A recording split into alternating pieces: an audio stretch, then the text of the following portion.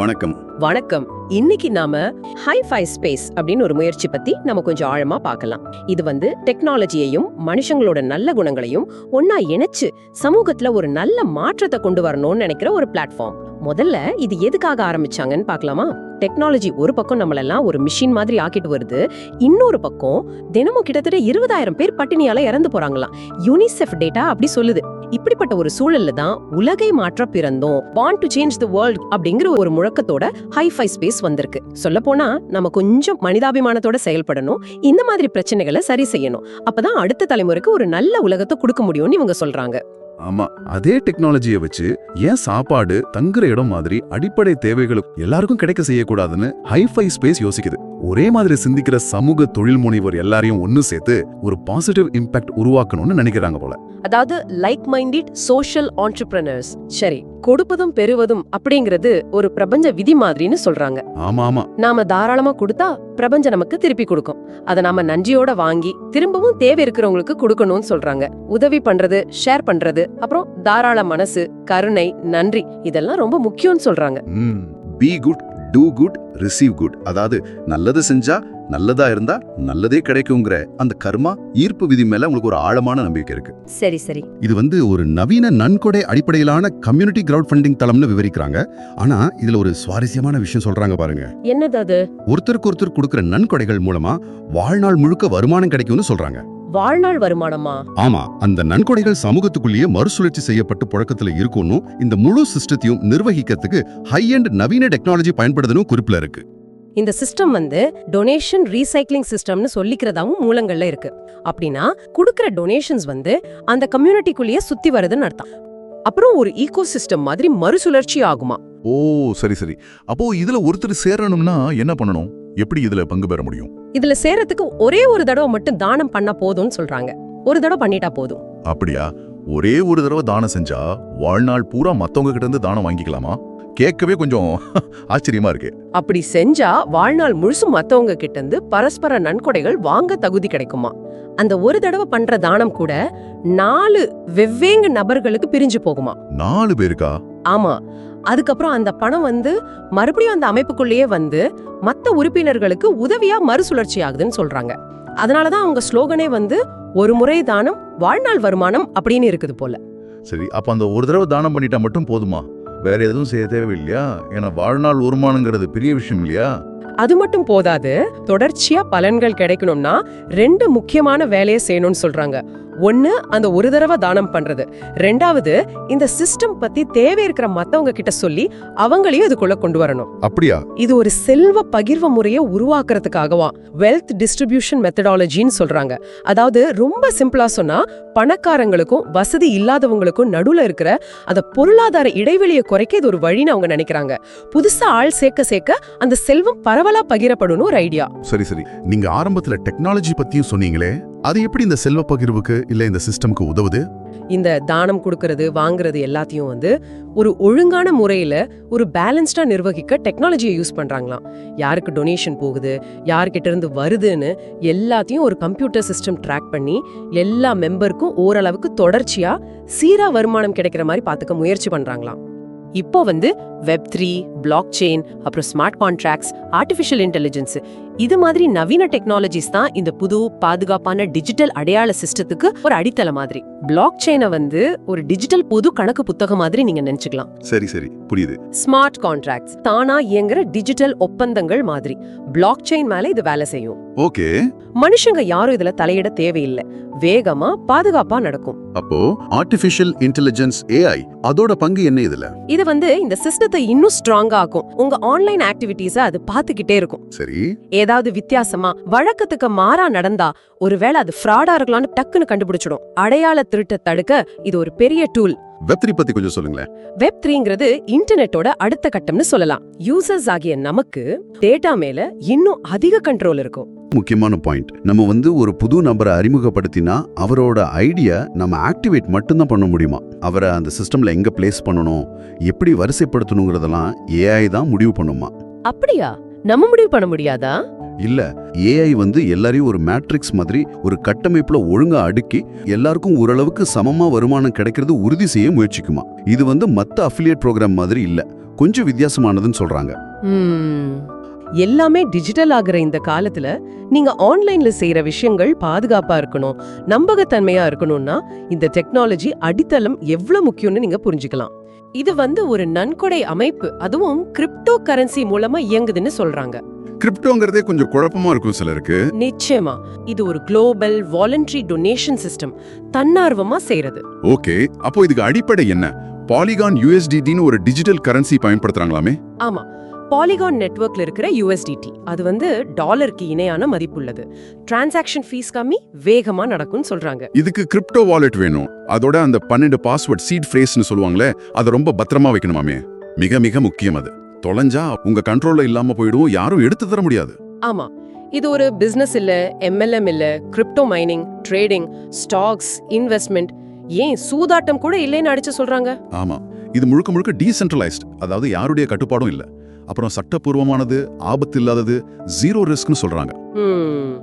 எந்த நிறுவனமோ ஃபவுண்டரோ இல்ல, rules, target, time limit எதுவும் இல்லையா. நன்கொடை கூட 100% உடனுக்குடன் ஆளுக்காள் P2P போயிடுமா. அதனால வித்ட்ரால் ப்ரொசீஜரே தேவையில்லைன்னு சொல்றாங்க. இப்ப பாத்தீங்கன்னா இதுல 5ங்கிற நம்பருக்கு ஒரு பெரிய இடம் இருக்கு போல. ஆமா, 5 ஸ்பேஸ், AIயோட 5 ஸ்பெஷல் பவர்ஸ், 5 விதமான வருமானம், மேட்ரிக்ஸ்ல கூட 5ஓட மடங்குகள், குறைஞ்சது 5 பேருக்கு உதவணும்னு கூட சொல்றாங்க. இன்ட்ரெஸ்டிங்கா இருக்கு. உறுப்பினர்களுக்கு 2 கடமை இருக்குன்னு சொல்றாங்க. ஒன்னு JOTOP, அது என்ன? Just one time out of pocket, அதாவது உங்க சொந்த பணத்துல இருந்து ஒரே ஒரு தடவை மட்டும் $50 கொடுக்கணும். ஓகே. ரெண்டாவது அது You build 5, I build 5ன்னு. இது எப்படின்னா, உதவி தேவைப்படுறவங்கள ஜூம் மீட்டிங்க்கு கூட்டிட்டு வரணும். குறைஞ்சது ஒரு 5 பேருக்காவது இந்த வாய்ப்பை பத்தி சொல்லி அவங்க வாழ்க்கையில ஒரு மாற்றம் வர உதவணும்னு சொல்றாங்க. சரி, இங்க ஒரு விஷயம் பாருங்க, கூப்பிடுறதோட நோக்கம் உதவி பண்றது தான், சேர சொல்லி கட்டாயப்படுத்துறது இல்லையா. அது முக்கியம். அப்புறம் ஆட்களை சேர்க்கறது கூட AI மூலமா தானா நடக்கணும். மத்த நெட்வொர்க் மார்க்கெட்டிங் மாதிரி இதுல binary, ranking, left right matching இதெல்லாம் இல்லன்னு சொல்றாங்க. எல்லா மெம்பரோட பங்களிப்பும் கணக்குல வரும்னு தெரியுது. சரி, வருமானத்துக்கு வருவோம். 2 வகை சொல்றாங்க இல்லையா? ஆமா, ஒன்னு இன்வைட் டொனேஷன். நீங்க நேரடியா ஒருத்தர் அறிமுகப்படுத்தினா அவரோட நன்கொடையில இருந்து 20%. ஆக்டிவ் இன்கம் மாதிரி. கரெக்ட். அது $10 வரும், ஏன்னா ஆரம்ப நன்கொடை $50ன்னு சொல்றாங்க. கரெக்ட். ரெண்டாவது தான் மேட்ரிக்ஸ் டொனேஷன். இதுதான் செயலற்ற வருமானம் மாதிரி சொல்றாங்க. இது 80%. அதாவது $40. இது எப்படி பிரியுது? அந்த $40 உங்களுக்கு மேல இருக்கிற 3 அப்ளைன்களுக்கு பிரிஞ்சு போகுது. அதே மாதிரி உங்களுக்கு கீழே 3 லெவல்ல வரவங்க கிட்ட இருந்தும் உங்களுக்கு வருமானம் வரும். 3 லெவல் மேல, 3 லெவல் கீழே. ஆமா. L1 அதாவது முதல் லெவல்ல உங்களுக்கு கீழே 5 பேர் வருவாங்க. ஒவ்வொருத்தர்கிட்ட இருந்தும் $2.50 கிடைக்கும். மொத்தம் $12. சரி. அடுத்து L2 ரெண்டாவது லெவல்ல 25 பேர். ஒவ்வொருத்தர்கிட்ட இருந்தும் $12 கிடைக்கும். அப்போ $312 வரைக்கும் வரலாம். அடுத்து L3 மூணாவது லெவல். இதுல 125 பேர் வரைக்கும் வரலாம். ஒவ்வொருத்தர்கிட்ட இருந்தும் $25. ஆக மொத்தம் $3125. வாவ். அப்போ இந்த மேட்ரிக்ஸ் ஃபுல்லா நிறைஞ்சா அந்த 155 பொசிஷன்ல இருந்தும் மொத்தம் $3450 வருமானம் வர வாய்ப்பு இருக்குன்னு கணக்கு சொல்லுது. ஓகே, அப்போ இந்த $3450ங்கிறது அந்த 3 லெவல்லையும் ஆட்கள் சேர்ந்தா கிடைக்கக்கூடிய அதிகபட்ச தொகை இல்லையா?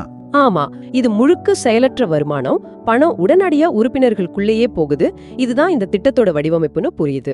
அப்போ சுருக்கமா சொல்லணும்னா 2 வழி வருமானம். ஒன்னு நாமளே ஆள் சேர்த்து 20% சம்பாதிக்கிறது. ஆமா, நேரடி செயல்பாடு. இன்னொன்னு இந்த மேட்ரிக்ஸ் மூலமா நாம எதுவும் செய்யாம 80% வருமானம் வர்றது. சரிதான். ஆர்டிஃபிஷியல் இன்டெலிஜென்ஸ் உறுப்பினர்களை அடுத்தடுத்த 5 ஸ்பேஸ்களுக்கு தானாவே இலவசமா அப்கிரேட் பண்ணணும்னு சொல்றாங்க. ஒவ்வொரு ஸ்பேஸ்லயும் வருமானம் 5 மடங்கு அதிகமாகுமா? அப்படிதான் சொல்றாங்க. ஸ்பேஸ் 1ல $3450, அப்புறம் ஸ்பேஸ் 2ல $17250. அடங்கப்பா. ஸ்பேஸ் 3ல $86,250, ஸ்பேஸ் 4ல $4,31,250. ஏன் ஸ்பேஸ் 5ல பார்த்தா $21,56,000க்கு மேல போதே. அதாவது இந்திய மதிப்புல பல கோடி வருமானம் வரலாம்னு சொல்றாங்க. இத திரும்ப திரும்ப நடக்கணும்னு சொல்றாங்க. ஏஐக்கு 5 ஸ்பெஷல் பவர்ஸ் இருக்கு, அது எல்லாரையும் ஜெயிக்க வைக்கணும்னு சொல்றாங்க. அப்படிதான் சொல்றாங்க. இந்த ஏஐ சக்திகள் பத்தி சொல்லுங்க அப்போ. சரி, அந்த 5 சக்திகள்ல முதல் சக்தி பேரே 1 ஜெனரேட்டிவ் ஸ்பில் அண்ட் ஃபில். இது எப்படின்னா, இந்த மேட்ரிக்ஸ் நீங்க மட்டும் இல்லாம உங்களுக்கு மேல இருக்கிறவங்க அப்லைன், கீழ இருக்கிறவங்க டவுன்லைன் எல்லாரும் சேர்ந்து நிரப்புற ஒரு விஷயம். ஓ, டீம் ஒர்க் மாதிரி. ஆமா, ஒரு அணி அமைப்புல ஏஐ உதவியோட மத்தவங்க மூலமாவும் இடங்கள் நிரம்பும். அடுத்தடுத்த ஸ்பேசஸ் போகும்போது வருமானம் ஜாஸ்தி ஆகும். ஆல் சேர்ந்தா மேட்ரிக்ஸ் நிரம்புது. அதுல வர்ற பணம் என்ன ஆகும்? அதுக்கு தான் அடுத்த சக்தியா? கரெக்ட். ரெண்டாவது சக்தி automatic reservation of funds in 4 wallets. தானியங்கி நிதி ஒதுக்கீடு. அதாவது நீங்க சம்பாதிக்கிற பணம் வந்து ஏஐ மூலமா 4 தனி வாலெட்டுக்கு தானா பிரிஞ்சு போயிடும். 4 வாலெட்டா? எதுக்கு? அது ஒரு ஸ்மார்ட் கான்ட்ராக்ட் படி நடக்குமா. எதிர்காலத்துல நடக்க வேண்டிய அப்கிரேடுக்கும் இன்னும் அதிகமா வருமானம் ஈட்டுறதுக்கும் அந்த பணம் பயன்படும். இதனால நீங்க திரும்ப திரும்ப கையில இருந்து பணம் போட தேவையில்லைன்னு சொல்றாங்க. இதுல மனுஷங்க தலையீடு இல்லாம ஆட்டோமேட்டிக்கா நடக்கும்னு சொல்றீங்களா? ஆமா, அதுதான் அவங்க சொல்ற முக்கியமான பாயிண்ட். ஏஐ பாத்துக்கும் அப்படிங்கறாங்க. ஓகே, சரி. நான் ஒருத்தரை அறிமுகப்படுத்தினேன்ல, அவங்க மூலமா வேற வருமானம் வருமா? அதுக்குதான் மூணாவது சக்தி. பேர் வந்து grand parent rule, follow the sponsor. நீங்க அறிமுகப்படுத்தின நபர் எப்பெல்லாம் அடுத்த விழிக்கு அப்கிரேட் ஆகுறாரோ அப்பெல்லாம் அவரோட ஆரம்ப டொனேஷன்ல 20% உங்களுக்கு திரும்ப திரும்ப வருமா. இதையும் ஏஐ கரெக்டா ட்ராக் பண்ணுன்னு சொல்றாங்க. இது கொஞ்சம் இன்ட்ரெஸ்டிங்கா இருக்கே. சரி, 4வது சக்தி என்ன? Compounding of artificial clone IDs. கூட்டு செயற்கை க்ளோன் ஐடிகள்னா என்னது அது?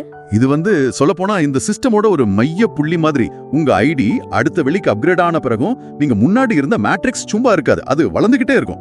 எப்படின்னு? ஏஐ என்ன பண்ணுனா உங்க வருமானத்துல இருந்து ஒரு $750 எடுத்து உங்கள மாதிரியே 15 புது க்ளோன் ஐடிகளை உருவாக்கி அதே பழைய மேட்ரிக்ஸ்ல சேர்த்துட்டுன்னு சொல்றாங்க. 15 ஐடிகளா? ஒரே ஆளுக்கு? ஆமா, அந்த 15 குளோனுகளும் திரும்பவும் 15 குளோனுகளை உருவாக்கும். அதாவது 1 15 225ன்னு போயிட்டே இருக்கும்னு அந்த தகவல் விவரிக்குது. இதனால வருமானம் பெருகுது. ஒவ்வொரு குளோனும் அதை அறிமுகப்படுத்தினவருக்கும் மற்ற அப்ளைன்களுக்கும் உதவுன்னு சொல்றாங்க. அடேங்கப்பா, 1ல இருந்து இத்தனை உருவாகுமா? இது எப்படி பேலன்ஸ்டா இருக்கும்? சிஸ்டம் குழம்பிடாதா? அதுக்கு தான் 5வது சக்தி. பேரு கொஞ்சம் பெருசா இருக்கு.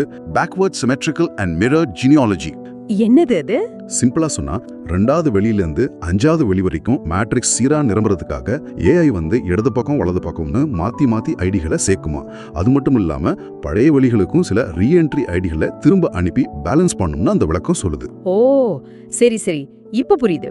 இப்போ அந்த 4 வாலெட்ஸ் பத்தி சொல்லுங்களேன். ஏஐ பணத்தை பிரிக்கும்னு சொன்னீங்களே. ஆமா, அதுல வாலெட் சிவப்பு கலர்ல பிரைவேட் வாலெட். உங்க மேட்ரிக்ஸ்ல மொத்தம் 155 ஐடி வரும்னு வச்சுக்கிட்டா அதுல 105 ஐடியோட வருமானம் நேரடியா இந்த வாலெட்டுக்கு வந்துரும். இது உங்க பர்சனல் செலவுக்குன்னு சொல்றாங்க. ஓகே, அப்போ மீதி 50 ஐடியோட வருமானம் அது மத்த 3 எஸ்க்ரோ வாலெட்டுகளுக்கு போகும். இதெல்லாம் வந்து சமூக வளர்ச்சிக்கு ஏஐ நிர்வகிக்கும்னு சொல்றாங்க. இது நேரடியா உங்க கைக்கு வராட்டாலும் மறைமுகமா உங்களுக்கும் இதுல பங்கு இருக்குங்கிற மாதிரி சொல்றாங்க. சரி, அந்த 3 வாலெட் என்னென்ன? ஒன்னு வந்து மஞ்சள் கலர்ல PIF வாலெட், அதாவது பெய்ட் ஃபார்வர்ட். இதுல இருக்கிற காசை வச்சு புதுசா வர்றவங்களுக்கு ஐடி ஆக்டிவேட் பண்ணி கிஃப்டாவோ கடனாவோ கொடுக்கலாமா, சமூகம் வளரணுங்கிறதுக்காக. 2வது நீல கலர்ல அப்கிரேட் வாலெட்.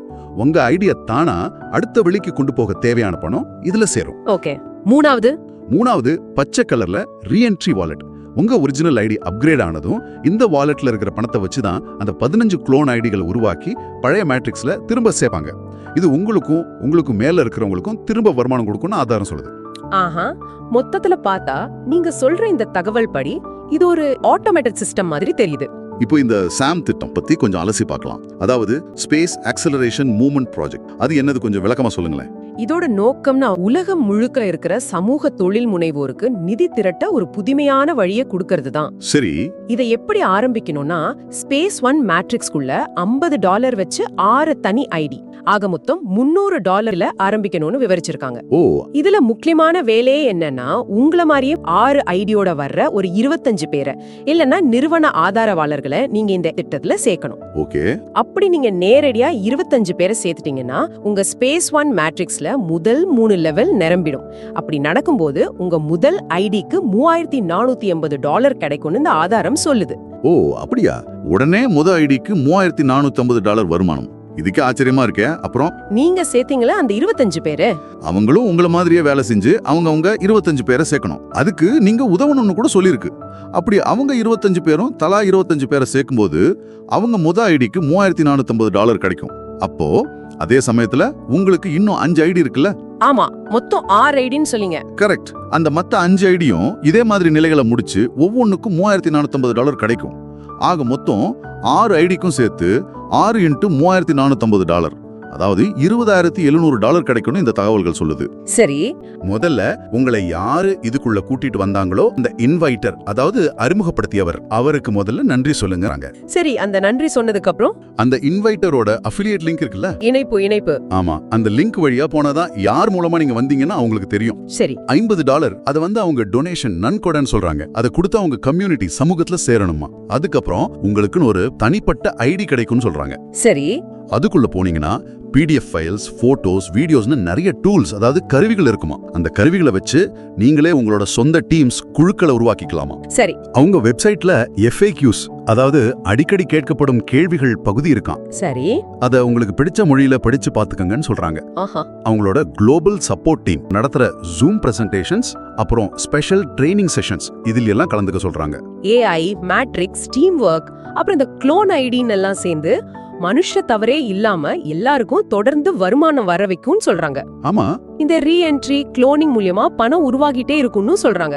அப்படி பார்த்தா இது எல்லாரும் சம்பாதிச்சு ஒருத்தருக்கு ஒருத்தர் உதவி செஞ்சு எல்லாரும் பயனடைகிற ஒரு அமைப்பு மாதிரி காட்டுறாங்க இல்லையா? சரிதான். அவங்க கொடுக்கிற கடைசி மெசேஜ் கூட அப்படிதான் இருக்கு. அதாவது உங்களோட ஒரு சின்ன செயல் கூட பெரிய தாக்கத்தை உண்டாக்கலாம், அது ஒரு நல்ல கர்மாவா மாறி உலக அளவுல ஆதரவை உருவாக்கும்னு சொல்றாங்க. எல்லாம் உங்ககிட்ட இருந்தா ஆரம்பிக்குதுன்னு சொல்றாங்க. ஒரு கிளிக், ஒரு உதவி, ஒரு சின்ன செயல், இது மூலமா உலகத்தையே மாத்தக்கூடிய ஒரு தொடர்வினையை நீங்க ஆரம்பிக்கலாம்னு ஒரு ஊக்கத்தோட அந்த குறிப்பு முடியுது. இந்த சிந்தனையோட இன்னைக்கு இதை நிறைவு செய்யலாம்.